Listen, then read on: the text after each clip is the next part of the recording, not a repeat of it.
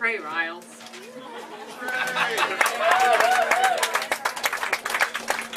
So I changed the names to protect the guilty of this story. The last time I went home to New Orleans was for my mom's 60th birthday. And while I was there, I got to visit with some friends of mine who I haven't seen in over a year, and they had a baby about 3 months ago. Her name is Nefertiti. Yeah. They call her Neffy. I guess it could be worse. They could call her Titi. I don't know.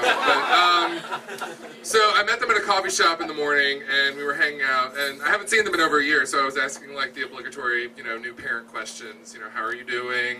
Are you sleeping? Is she sleeping? They were like, yeah, she's great. She sleeps all the time. She sleeps through the night every night. It's fantastic. It's great. So we're visiting, and then Michael asks me, he says, do you want to go Christmas shopping with me? And I'm like, no. I don't want to ride around in a car going from mall to mall with you all day long. No, that does not sound fun to me.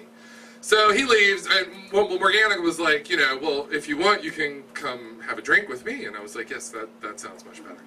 Let's do that, but you have a child. Like, what are we going to do with this baby? And she says, oh, we bring her everywhere. It's fine.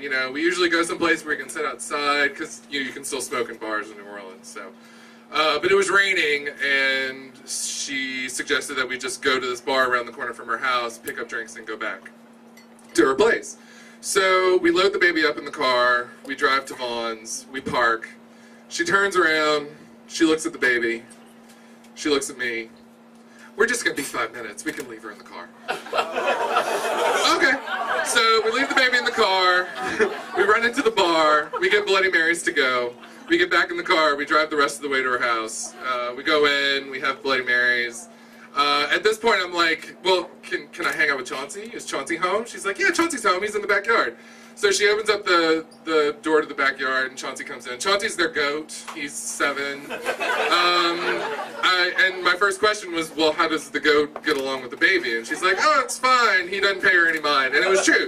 The baby was on the floor in like one of those bouncy chairs. Chauncey could have cared less. It was really insane. But so I visited with him for a while, but then he ate some paper and they had to put her back outside. So after we finished the Bloody Marys, we started on a bottle of wine, and we're just visiting, chit-chatting. Before we know it, we finished the bottle of wine, and at which point, at some point in the afternoon later, the baby starts crying, and Morgana's like, oh, it's time for me to feed the baby. So she whips it out, and she puts the baby in, and she sticks it on her boob. And all I can think of in the back of my mind is like, you just had a Bloody Mary and drank a half a bottle of wine. No wonder the baby can sleep through the night. She's drunk all the time. Shit.